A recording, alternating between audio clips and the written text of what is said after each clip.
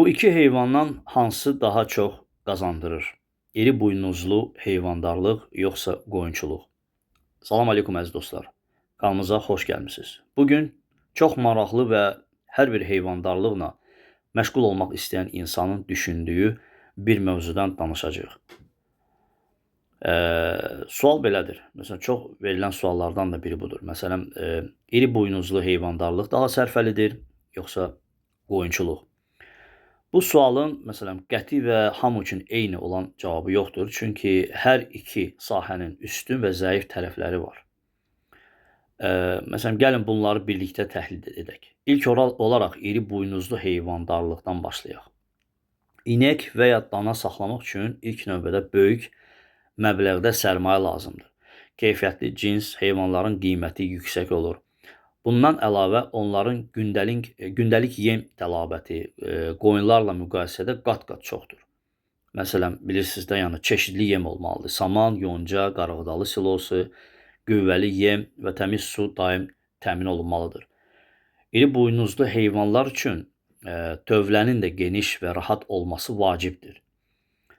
Məsələn, gigiyena qaydalarına əməl edilməzsə, müxtəlif xəstəliklər yarana bilər. Və bu da əlavə xərc deməkdir. Əlbəttə ki, yenə də düzgün qulluqdan söhbət gedir. Yəni düzgün qulluq edildikdə iri buynuzlu heyvandarlıq yaxşı gəlir gətirə bilər. Ətlik istiqamətdə kökəldilən danaların satışı yüksək gəlir verir.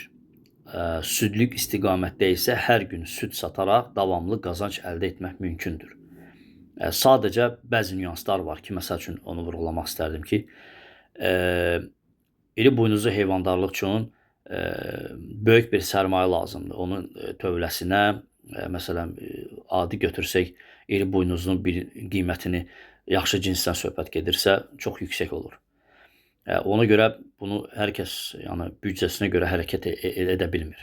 Yəni, sərmayə az olur, amma qoyunçuluqda isə fərqli olur əlbəttə ki. Məsələn, qoyunda belədir ki, bir dənə, iki dənə qoyunla, 5 dənə qoyunla başlaya bilərsiniz. İndi isə qoyunçuluq haqqında danışacağıq. Yəni, məsələn, qoyunçuluq bilirsiniz ki, Azərbaycanda ən geniş yayılmış təsərrüfat sahələrindən biridir. Bunun əsas səbəbi qoyunların saxlanmasının nisbətən daha asan olmasıdır. Başlanğıc üçün iri buynuzlu heyvandarlıq qədər böyük sərmayə tələb olunmur. Eyni məbləğə daha çox, məsələn, sayda qoyun almaq mümkündür. Və qoyunlar ilin böyük hissəsini otlaqda otlaya bilir. Bu da yem xərclərini müəyyən qədər azalda bilir. Xüsusilə geniş, məsələn, örüş sahəsi olan təsərrüfatlarda bu böyük üstünlükdür. Qoyunların digər üstünlüyü onların sürətlə çoxalmasıdır. Məsələn, sağlam ana qoyun hər il quzulayır. Sürü böyüdükcə gəlir imkanları da artır. Adi məsələni götürsək, məsəl üçün bir var ki, bir mal, cins mal, məsəl üçün ölsün, tələf olsun və bir qoyun. Özünüz fərqi, məsəl üçün, hiss edəcəksiniz ki, nə boyda fərq var.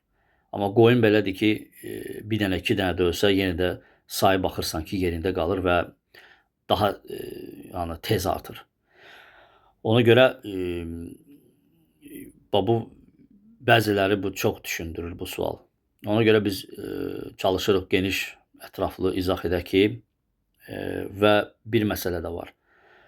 Hər kəs özünə uyğun, məsələn, hansı peşə ona daha yaxındır, hansı daha rahat olacaq, istər satış olsun, istər və digər məsələlərdə o işlə də məşğul olmalıdır. Məsələn, qoyunçuluqda gəlir təkcə ət satışından ibarət deyil. Quzu satışı, damazlıq heyvan satışı, yun, bəzi bölgələrdə isə qoyun südü və süd məhsulları da əlavə qazanc mənbəyi ola bilər. Bəs məsələn, deyə bilərsiniz, hansı sahədə risk daha çoxdur? Əslində, hər iki sahədə risk var. Yem qiymətlərinin bahalaşması, xəstəliklər, bazarda qiymət dəyişikləri və düzgün idarə etmənin olmaması istənilən təsərrüfatın gəlirini azalda bilər. Buna görə də qazanc yalnız seçilən heyvandan deyil, sahibkarın bildiyindən və idarə etməsindən asılıdır. Mənim fikrimcə, əgər təsərrüfata yeni başlayırsınızsa və böyük büdcəniz yoxdursa, qoyunçuluq daha münasib seçim ola bilər. Məsələn, əgər kifayət qədər kapitalınız, geniş tövləniz, yem bazanız və təcrübəniz varsa, iri buynuzlu heyvandarlıq da çox yaxşı gəlir gətirə bilər. Bir məsələni də unutmaq olmaz. Bəzi məsələn insanlar düşünür ki, iri heyvan bahadırsa qazancı da mütləq çox olacaq. Amma bu həmişə belə deyil.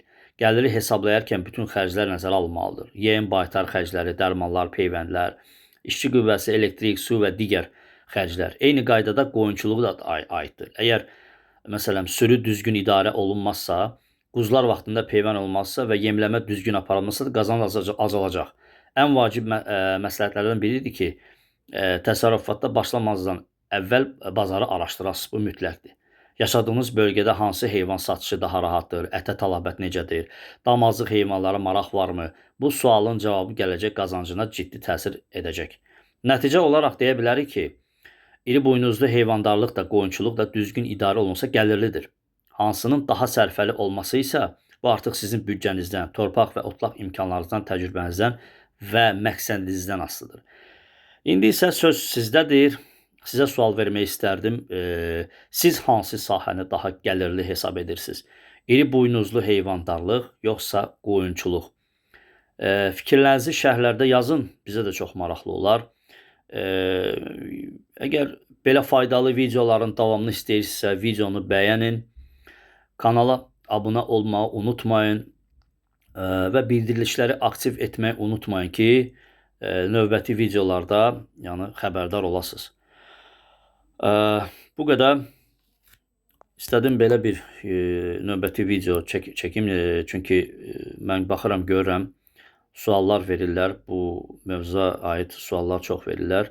O yüzden belə bir video da çəkməyə qənaətə gəldim. Sizdən isə sadəcə kanalımıza abunə olun, dəyərləndirin, paylaşın ki, hamısı maariflənsin. Allah hər kəsin malına bərəkət versin. Assalamu aleykum və rahmetullahi və barakatuhu.